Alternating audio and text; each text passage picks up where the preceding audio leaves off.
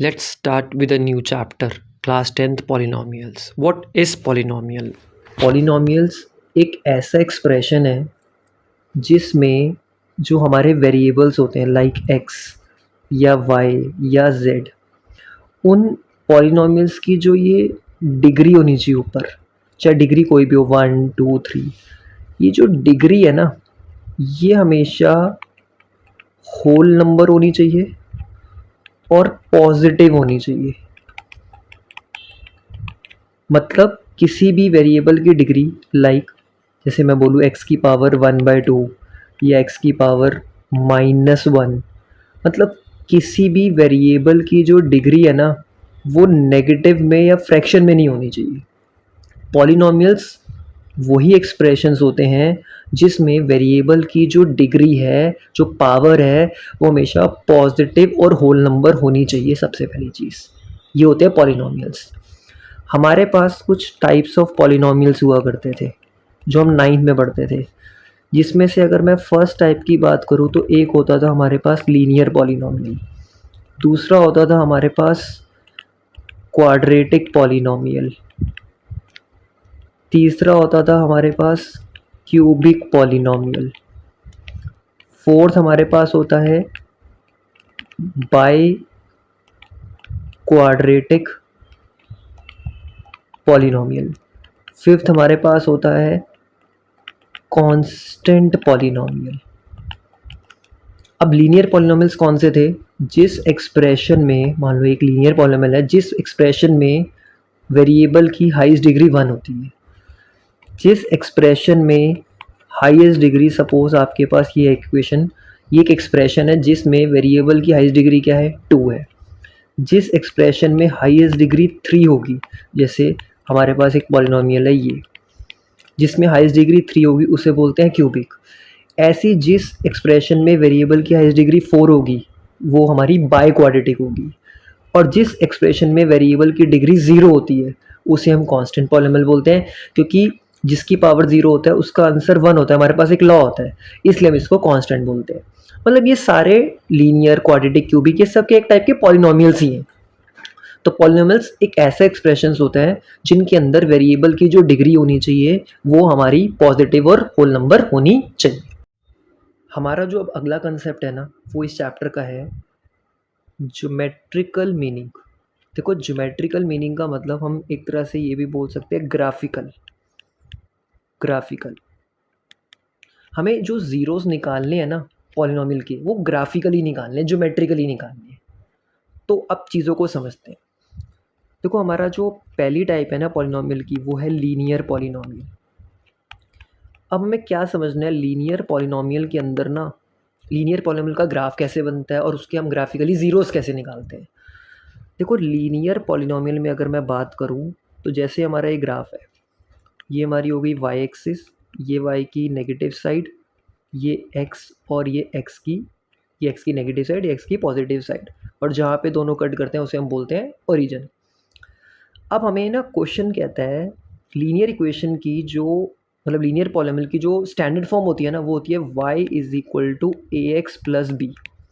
हर किसी की एक स्टैंडर्ड फॉर्म होती है, तो लीनियर की फॉर्म होती है ए एक्स प्लस बी।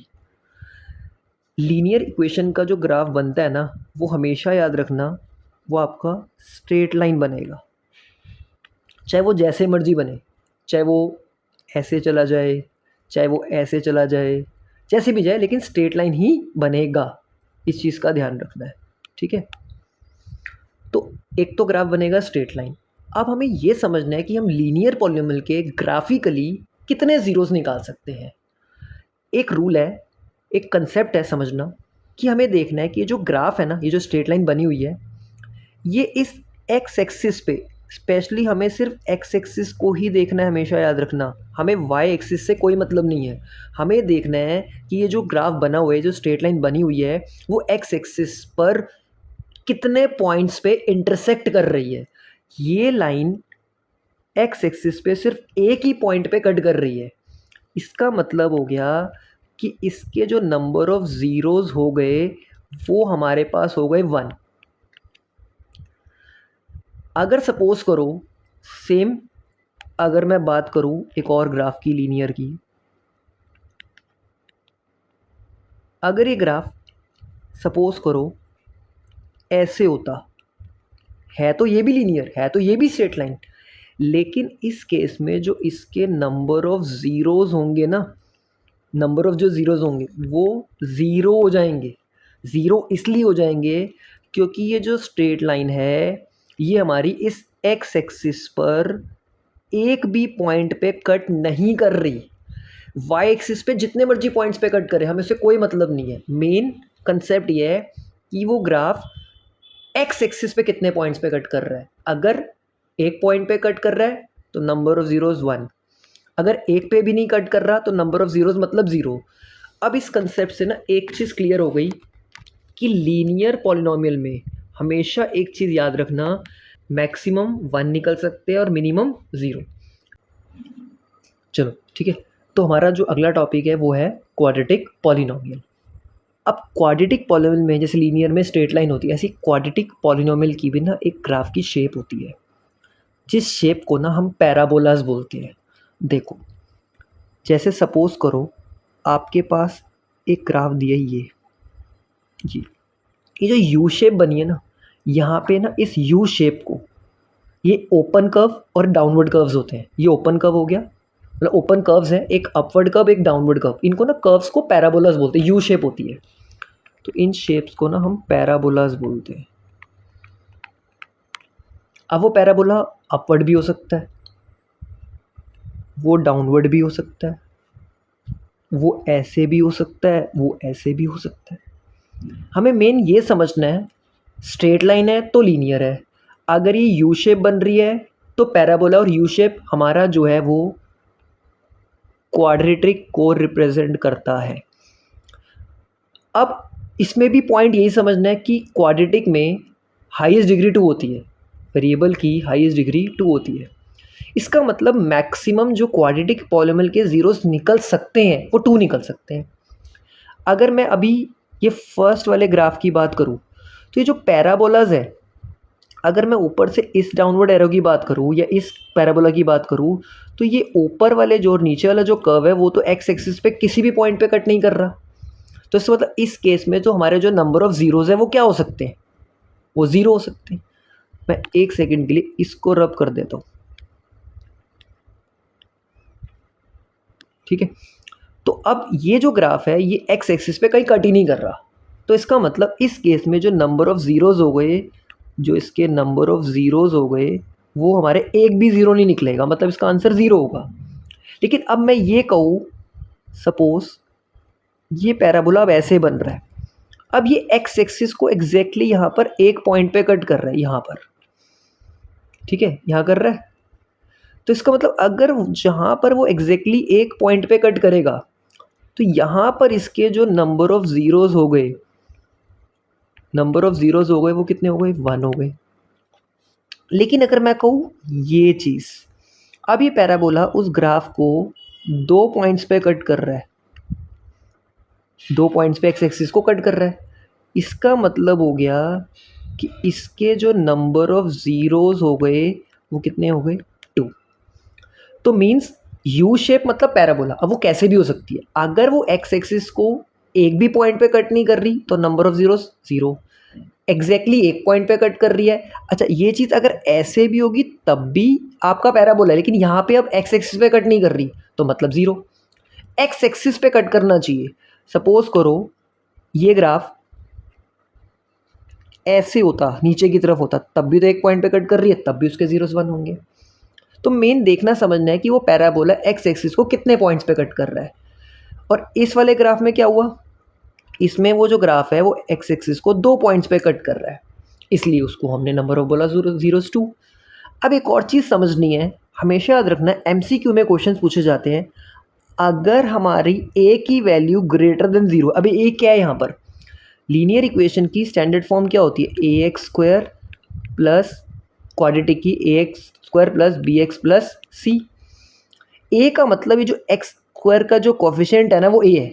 अगर ये ए की वैल्यू 0 से बड़ी है, ए की वैल्यू अगर 0 से बड़ी है तो मतलब हमारा जो कर्व होगा वो अपवर्ड होगा, और अगर ए की वैल्यू 0 से कम है तो हमारा जो ये जो पैराबोला होगा वो डाउनवर्ड होगा। डाउनवर्ड रिप्रेजेंट करता है ए लेस देन ज़ीरो को और अपवर्ड रिप्रेजेंट करता है ए ग्रेटर देन ज़ीरो को। तो ऐसे क्वेश्चंस ना एमसीक्यू में पूछे जाते हैं कि डाउनवर्ड मतलब ए लेस देन ज़ीरो और अपवर्ड मतलब ए ग्रेटर देन ज़ीरो। चलो अब चलते हैं हम क्यूबिक पॉलिनोमियल्स में। तो क्यूबिक पॉलिनोमियल की पहले तो स्टैंडर्ड फॉर्म क्या है, A x cube plus B x square plus C x plus D. जैसे लीनियर की क्या थी, A x plus B, highest degree 1 होती है। क्वाड्रेटिक की हुई A x square plus B x plus C. तो क्यूबिक की हो गई A x cube plus B x square plus C x plus D. अब इसका जो ग्राफ बनता है ना, इसमें ना हमारे पास मतलब कोई शेप फिक्स नहीं है, कोई शेप फिक्स नहीं है, मतलब एक इरेगुलर सी शेप हम बोल सकते हैं, फिक्स शेप नहीं है। जैसे उसमें तो स्ट्रेट लाइन और पैराबोला फिक्स्ड है, यहाँ नहीं है। अब क्यूबिक की हाईएस्ट डिग्री हमारे पास क्या है, 3। तो एटमोस्ट मतलब मैक्सिमम कितने जीरोस निकल सकते हैं, 3। तो जैसे एक तो इसकी फिक्स शेप नहीं है, मैक्सिमम जीरोस कितने निकल सकते हैं, 3। मतलब मिनिमम नंबर ऑफ जीरोस कितने निकल सकते हैं, 0। मतलब एक भी पॉइंट पे कट ना करे। 1 भी निकल सकते हैं, 2 भी निकल सकते हैं, एटमोस्ट ज़्यादा से ज़्यादा 3 निकल सकते हैं। तो जैसे अब मान लो अब कोई ऐसा कर्व्ड है, अब हमें नहीं पता वो लीनियर है, क्वाड्रेटिक, क्यूबिक, आपको सिर्फ क्वेश्चन दिया है कि y is equal to P X मतलब एक पॉलिनोमियल दिया है एक ग्राफ का, और कह रहा है इस पॉलिनोमियल के जीरोस फाइंड करो। तो हमें क्या करना है, ये देखना है कि ये ग्राफ एक्स एक्सिस पे कितने पॉइंट्स पे कट कर रहा है। अब जैसे ये ग्राफ 1, 2, 3 और 4, तो इस ग्राफ के जो नंबर ऑफ जीरोस हो गए वो कितने हो गए, 4। नंबर ऑफ जीरोस हो गए 4। यहाँ मैं क्यूबिक की बात नहीं कर रहा, क्यूबिक की शेप फिक्स नहीं है, बट इस ग्राफ की अगर मैं नंबर ऑफ जीरोस की बात करूँ तो वो 4 है। चलो एक क्वेश्चन समझते हैं, एनसीईआरटी का एग्जाम्पल है। देखो एनसीईआरटी के एग्जाम्पल में क्या दिया है, कह रहा है look at the graph, each is the graph of y is equal to P X where P X is the polynomial for each of the graph find the number of zeros of P X. हमारे पास कुछ polynomials दिए हैं, उनके graph दिए, उनके zeros find करने हैं। तो देखो क्या कह रहे हैं, देखो फर्स्ट वाले ग्राफ में ये ग्राफ एक्स एक्सिस को कितने पॉइंट पे कट कर रहा है, 1, इसलिए इसके नंबर ऑफ जीरोस कितने हो गए, 1। सेकेंड वाला ग्राफ एक्स एक्सिस को 2 पॉइंट्स पे कट कर रहा है, तो इसलिए इसके नंबर ऑफ जीरोस कितने हो गए, 2। थर्ड वाला ग्राफ इसको कितने पॉइंट्स पे कट कर रहा है, 1, 2 और 3, तो इसके नंबर ऑफ जीरोस कितने हो गए, 3। फोर्थ ग्राफ में ये लीनियर स्ट्रेट लाइन इसको एक्स एक्सिस को सिर्फ एक ही पॉइंट पे कट कर रहा है, तो इसकी नंबर ऑफ जीरोस कितने हो गए, 1। अगले ग्राफ में ये पैराबोला जो आपको नज़र आ रहा है, देखो इसको एक ही पॉइंट पे कट कर रहा है, तो एक ही ज़ीरो हो गया। लास्ट ग्राफ में काउंट करो, 1, 2, 3 और 4, ये हमारे 4 पॉइंट्स पे कट कर रहा है एक्स एक्सिस पे, तो इसका मतलब इसके नंबर ऑफ जीरोस कितने हो गए, 4 हो। तो ऐसे क्वेश्चंस हमारे 1 मार्कर वगैरह में ही आते हैं। तो देखो हमारी इस चैप्टर की एनसीईआरटी की जो फर्स्ट एक्सरसाइज है उसका फर्स्ट क्वेश्चन हमारा क्या सेम है। हमें एक ग्राफ दिया है y is equal to P X, तो मैंने आपको पहले ही समझा दिया था y is equal to P X का ग्राफ होगा। अब जैसे फर्स्ट वाले ग्राफ में ध्यान से देखो, ये फर्स्ट वाला ग्राफ, ये जो लाइन दे रखी है ये एक्स एक्सिस को किसी भी पॉइंट पे कट नहीं कर रही, इसका मतलब इसके जो नंबर ऑफ जीरोज हो जाएंगे वो 0 हो जाएंगे। सेकंड ग्राफ में जो वो कट कर रही है वो सिर्फ एक ही पॉइंट पे कट कर रही है, इसके नंबर ऑफ जीरोस क्या हो जाएंगे, 1 हो जाएंगे। थर्ड ग्राफ में ये 1, 2 और 3 पॉइंट्स पे कट कर रही है, इसलिए इसके नंबर ऑफ जीरोस कितने हो जाएंगे, 3 हो जाएंगे। फोर्थ ग्राफ में 2 पॉइंट्स पे कट कर रही है, इसका मतलब इसके नंबर ऑफ जीरोस 2 हो जाएंगे। फिफ्थ पार्ट में देखो ऐसे ही काउंट करो, 1, 2, 3, 4, 4 पॉइंट्स पे कट कर रही है, तो इसके नंबर ऑफ जीरोस 4 हो जाएंगे। और लास्ट ग्राफ में 1, 2, 3, हमें ये वाई एक्सिस वाला काउंट नहीं करना, ये वाला पॉइंट नहीं काउंट करना, सिर्फ नीचे जो एक्स एक्सिस पे कट कर रहे हैं बस उसी को काउंट करना है। तो एक्स एक्सिस पे 3 पॉइंट्स पे इंटरसेक्ट कर रहा है, तो इसका मतलब इसके जो नंबर ऑफ जीरोस क्या हो गए, वो 3। तो ग्राफिकली का मतलब ही यही है, ज्योमेट्रिकली ग्राफिकली मीन्स कि ये जो ग्राफ है वो एक्स एक्सिस पे कितने पॉइंट्स पे कट कर रहे हैं, जितने पॉइंट्स पे वो कट कर रहे हैं एक्स एक्सिस पे, जितने पॉइंट्स पे वो इंटरसेक्ट कर रहे हैं वो उसके क्या होंगे, नंबर ऑफ जीरोस। तो ये था हमारे इस चैप्टर का पहला टॉपिक कि ग्राफिकली हम जीरोस कैसे निकालते हैं।